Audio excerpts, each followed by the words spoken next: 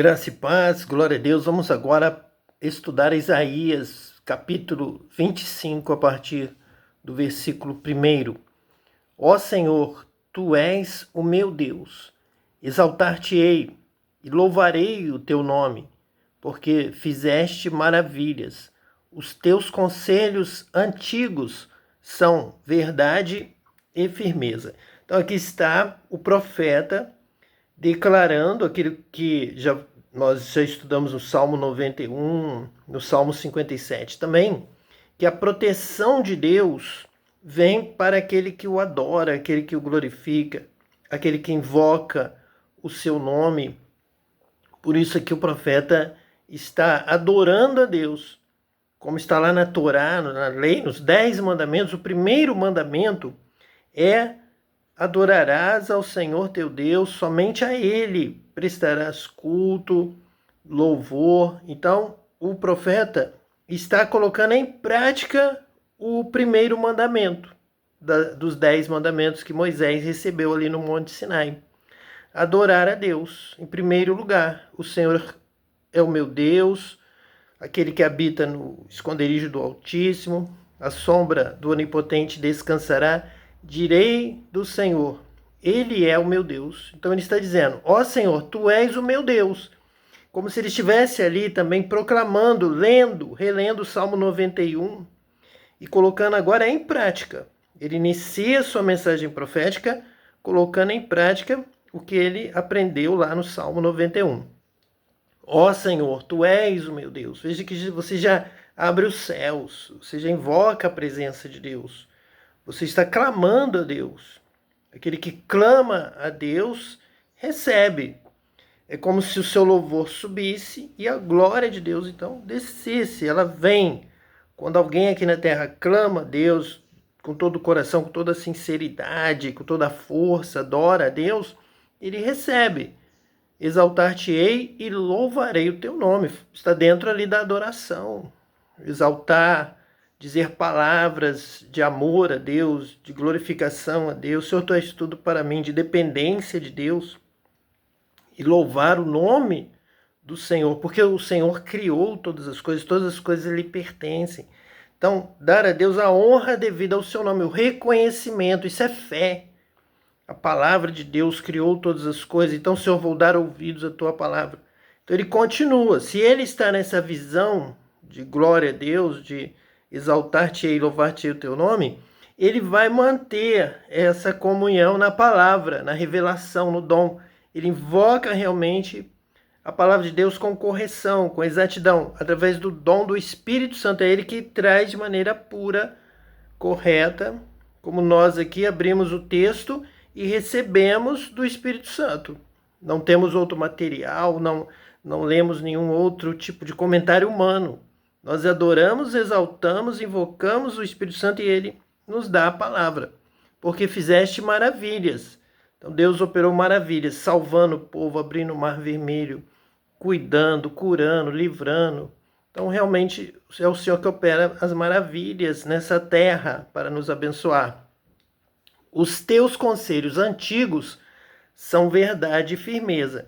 Então essa palavra é o mesmo Deus do Sinai, é o Deus que está aqui agora, é o mesmo Deus que deu os conselhos antigos, que está aqui agora para confirmar estes conselhos, falar conosco através do Espírito Santo os mesmos conselhos que ajudaram o povo, tiraram o povo do Egito, ajudou José a progredir, ser próspero ali no Egito, ajudou Abraão a sair lá da sua terra, da casa do seu pai, ir para um lugar novo preparado por Deus. São conselhos antigos. Esses conselhos de Deus, os teus conselhos antigos, são verdade e firmeza.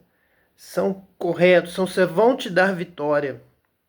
Vão te levar a lugares férteis, a lugares amplos, a ricas bênçãos sobre a sua vida. São verdade e firmeza. Realmente vão trazer paz e alegria para a sua vida, como foi no passado, será no presente e também no futuro para toda a eternidade. Porque da cidade fizeste um montão de pedras e da cidade forte uma ruína. e do passo dos estranhos, que não seja mais cidade, e jamais se torne a edificar. Por isso te glorificará um povo poderoso, e a cidade das nações formidáveis te temerá. Então veja aqui, Deus destruindo o ímpio, o que não lhe adora, o que não lhe teme, o que não ama ao próximo, o que não faz o bem, sendo destruída, se transformando num montão de pedras, como Deus fez com Jericó. Caiu a muralha, caiu toda a cidade, foi destruída. Se tornou uma ruína, e Deus disse para que jamais fosse edificada novamente a cidade de Jericó. Então esse texto, ele combina corretamente com o que aconteceu no passado. Como ele disse, os teus conselhos antigos são verdade e firmeza. Ele lembra lá de Jericó. Jericó caiu, as muralhas de Jericó ruíram, e Deus destruiu e disse, nunca mais ninguém irá edificar novamente Jericó, senão o seu filho morrerá. E um homem realmente resolveu reedificar Jericó, e o seu filho morreu durante a reedificação, porque Deus havia dito isso, um conselho antigo. Por isso te glorificará um povo poderoso, e a cidade das nações formidáveis te temerá. Em compensação, os retos, os justos, os que dão esmola, os que amam o pobre, o necessitado, o faminto, e os que cuidam da viúva, do órfão, estes vão adorar a Deus, vão conhecer a Deus, vão se fortalecer, Deus vai abençoar, Deus vai dar vitória. Então aqui está realmente esse contraste entre o que faz o bem e o que faz o mal. Deus vai abençoar o que faz o bem, vai dar salvação para o que faz o bem, e será condenado e destruído o que faz o mal. Então vamos perseverar em fazer o bem, em temer a Deus, adorar a Deus, glorificar a Deus, e ajudar o pobre, e ajudar o nosso irmão, e amar ao nosso próximo também. Versículo 4.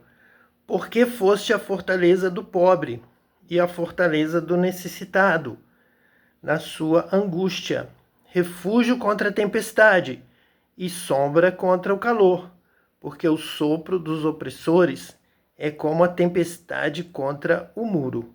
Então veja aqui a confirmação da relação com o pobre, porque foste a fortaleza do pobre. E se viram Deus sendo a fortaleza do pobre, o pobre foi o próprio povo judeu, o pobre foi José. Não eram os seus 11 irmãos, que eram fortes, estavam juntos ali contra o pobre José. O mais novo, o pequeno, foi lançado no poço, e Deus foi a fortaleza dele.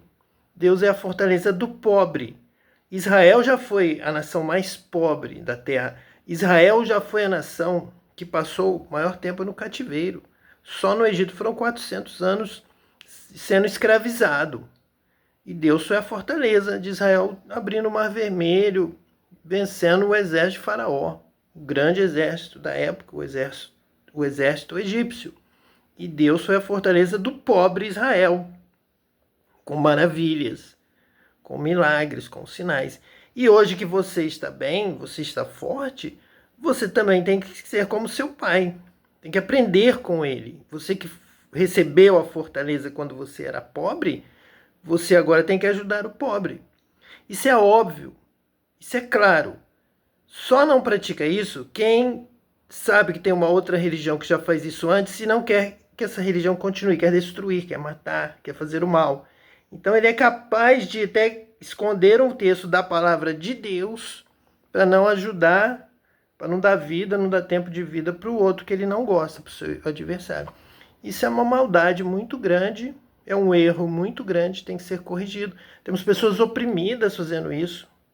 Temos pessoas com um semblante, com uma atitude maligna, cruel, mentirosa, diabólica mesmo.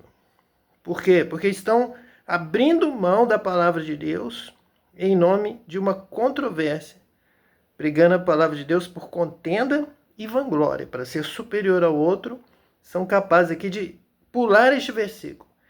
Eu creio que se esse versículo for lido em algumas denominações, em alguns povos, a pessoa vai ser proibida de subir ali novamente, porque ele leu um texto católico. Ele não leu um texto evangélico, porque ele falou de pobre.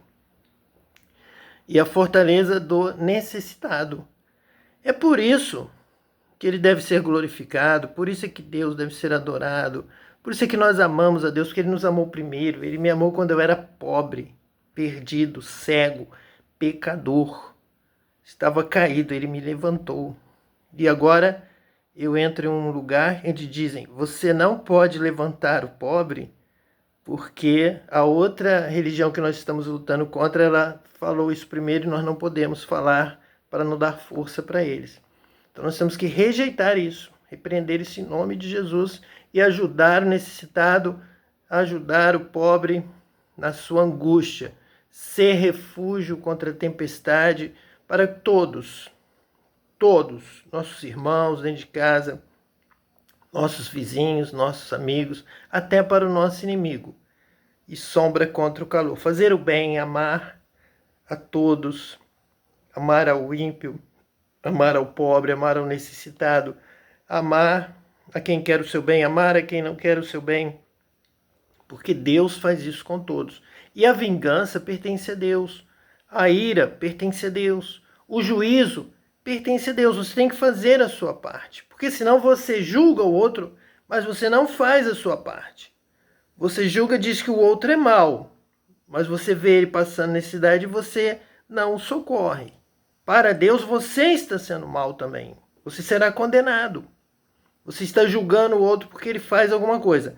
Você acha que porque ele fez alguma coisa, você também tem o direito de fazer isso contra ele, de tratá-lo da mesma medida. Ele fez o mal, já que ele fez o mal, você reuniu com o seu grupinho, julgaram, decidiram que ele foi mal. Então nós também seremos maus contra ele. Você acha que assim você vai se justificar? De maneira nenhuma. Todos estarão errados. Vão todos comparecer diante do juiz de Deus com a medida com que você julgou. Agora, porque o outro aparentemente, no seu julgamento, fez o mal, você acha que agora você pode fazer o que quiser de mal com ele, que você está justificado. Você está fazendo mal com o mal. Não. Nunca faça o mal com o que você acha. Você julga precipitadamente. Continue fazendo a sua parte. Continue amando. Continue fazendo bem. Continue socorrendo se ele estiver necessitado. Cuide da sua vida, cuide do seu trabalho. E se ele te pedir, se ele te estender a mão, faça dentro da sua possibilidade. Mas pense em Deus, tema a Deus, diga: Deus é o juiz. Se ele fez o mal contra alguém, ele vai pagar, ele será cobrado no juízo final por Deus. Eu não sou o juiz. Deus é o juiz.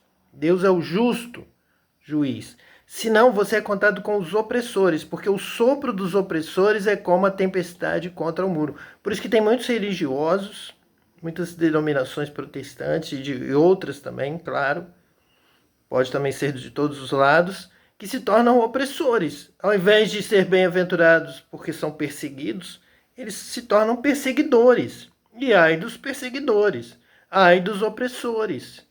Eles são como a tempestade contra o muro e serão exterminados. Não vão receber o poder de Deus, a autoridade de Deus, o reino de Deus. Não entrarão no reino de Deus. Versículo 5. Como o calor em lugar seco, assim abaterás o ímpeto dos estranhos.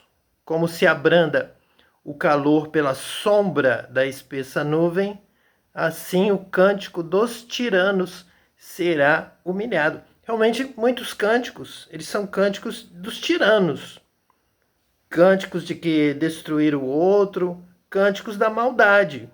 Celebração de vitória, você venceu, mas você venceu com desonestidade, você venceu abatendo o fraco, o pobre, o necessitado. Você foi cruel, você realmente agiu com toda a maldade, como tratando um estranho totalmente omisso, totalmente fora do seu âmbito, do seu conhecimento, do seu favor, do seu amor. Você o desprezou completamente.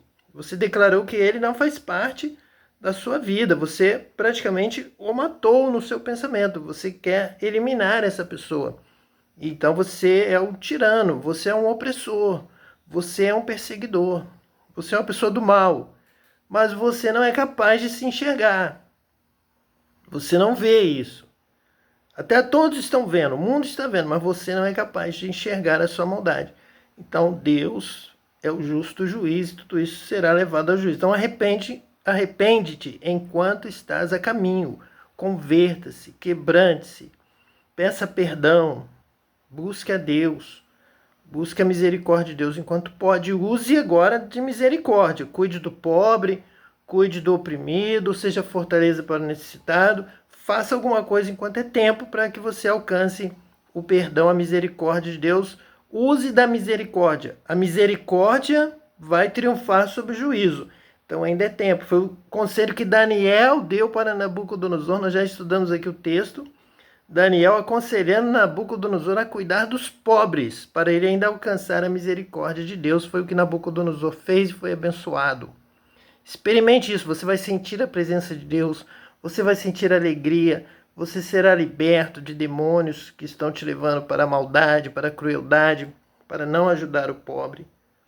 Parece que quando uma pessoa faz um voto de não ajudar o pobre, de não dar esmola, de que não precisa fazer boa obra, me parece, a impressão que eu tenho, a visão que eu tenho é que essa pessoa se torna possesso por alguns demônios do mal que dão força para que ele faça isso, para que ele deixe de socorrer o necessitado. Então você pode se libertar desses demônios, ser curado, se você conseguir vencer este mal e ajudar o pobre, começar a amar o seu próximo, o seu irmão, o seu vizinho, a sua cidade, orar pelos que te perseguem, andar mais uma milha, fazer o bem. Você ainda será liberto e será batizado com o Espírito Santo e será uma bênção. Que Deus te abençoe hoje e eternamente, em nome de Jesus, o Messias. Amém.